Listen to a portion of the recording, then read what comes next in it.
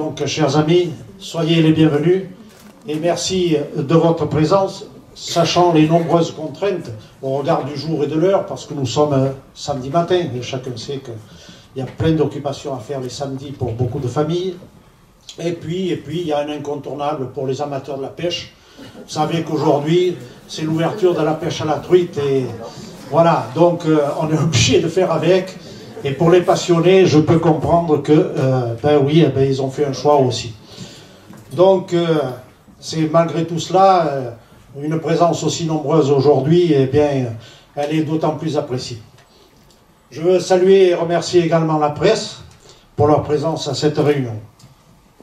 Permettez-moi également, en ce début de propos, de remercier les militants qui ont pris une part importante dans l'organisation de cette journée, afin de lui donner quelques couleurs. Celle-ci s'inscrit dans une activité habituelle de notre section de Brive, qui voit chaque année la programmation d'une initiative à proximité du 8 mai, Journée internationale du droit des femmes et du combat. Du 8 mars, pardon, si j'ai fait... Pardonnez-moi. J'arrive même pas à me lire. Pardon. Journée internationale du droit des femmes et du combat porté par notre parti, le PCF, contre les violences faites aux femmes, avec l'organisation d'un débat en matinée et d'un repas fraternel à midi, comme c'est le cas encore aujourd'hui, pour celles et ceux, bien sûr, qui ont réservé, bien évidemment. Mais cette année s'inscrit en plus une activité politique évidente, avec la campagne électorale pour les élections européennes du 26 mai prochain, raison pour laquelle cette initiative a été étendue à l'ensemble du département.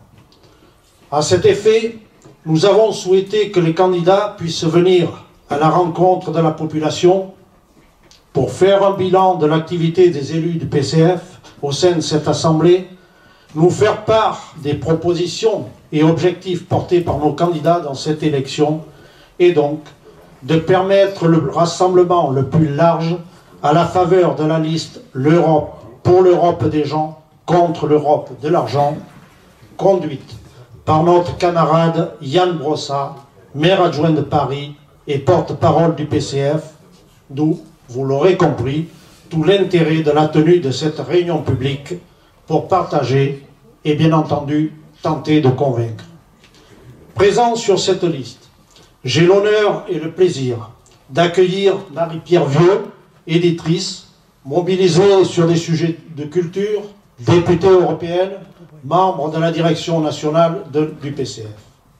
J'en profite à cet instant pour vous informer que notre députée, ici présente, vient de publier un livre sous le titre évocateur « Bruxelles ne répond plus », donc qui correspond pleinement à la période à laquelle nous sommes, et que vous pouvez vous procurer à la table, là-bas au fond de la salle, si vous le souhaitez. Bien entendu, Marie-Pierre se fera un plaisir de vous le dédicacer. À ses côtés, le régional de l'Étape, mon camarade et ami Jean Mouzat, maire de Chantex, vice-président de Tulaglo et syndicaliste paysan, responsable national. Bienvenue à toi également, mon cher Jeannot. Avec eux, Alain Guilbert, secrétaire départemental du PCF pour la Corrèze, membre du Conseil national de notre parti et adjoint national à la politique financière. Cette liste, d'une grande diversité sociologique, est porteuse d'espoir pour le monde du travail, pour celles et ceux qui luttent pour un avenir meilleur et contre toute forme d'ostracisme dans un monde de solidarité et de paix, face à toutes ces dérives libérales qui gangrènent la société, plongent les peuples dans la soumission et la misère.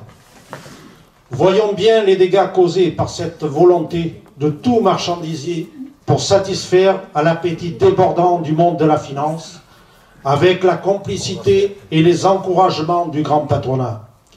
Pour ne prendre juste que quelques exemples locaux, la case des services publics trouve ici, à Brive aussi, sa traduction, avec la fermeture des bureaux de poste, avenue Jean-Pont-Puydou, avenue Pierre-Sémard, fermeture de la boutique Orange, avenue de Paris, sans parler de la réduction des services dans tous les bureaux et la suppression de personnel, et donc une dégradation du service rendu aux usagers.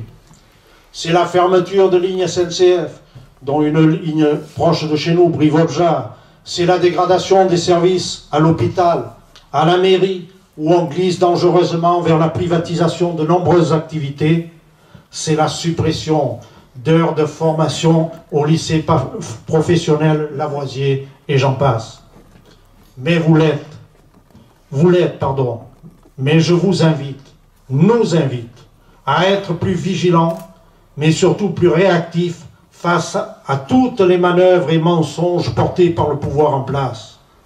Pour cette élection européenne, même si elle ne constitue pas en soi un référendum pour la révocation de Macron et de son équipe, il n'en demeure pas moins que le résultat obtenu par notre liste, plus le résultat obtenu par notre liste sera important, plus le nombre de nos élus sera conséquent, et plus cela aidera le peuple français à imposer des reculs importants aux ambitions dévastatrices des politiques mises en place, et donc de permettre que s'ouvre un espace de reconquête pour la démocratie, le respect de la souveraineté des peuples et le bien vivre ensemble.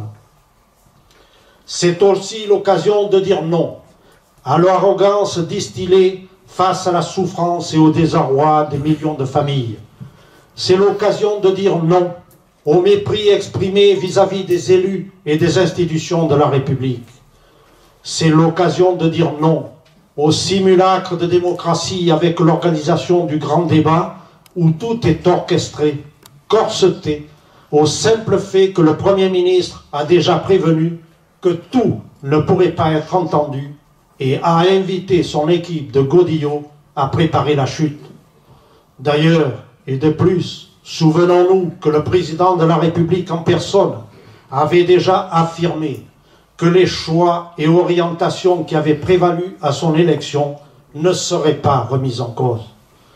Donc, rien à attendre de l'amélioration de notre niveau de vie, de notre pouvoir d'achat, de nos retraites, de la justice sociale, fiscale, avec entre autres le retour de l'ISF, qui lui aussi vient d'être retoqué par les députés de la République en marche.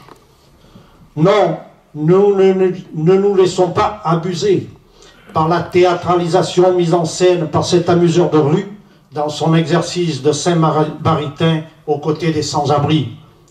À l'égard de ceux qui n'ont rien, plus rien, pardon, même en traversant la rue, c'est un véritable affront et une insulte à leur dignité.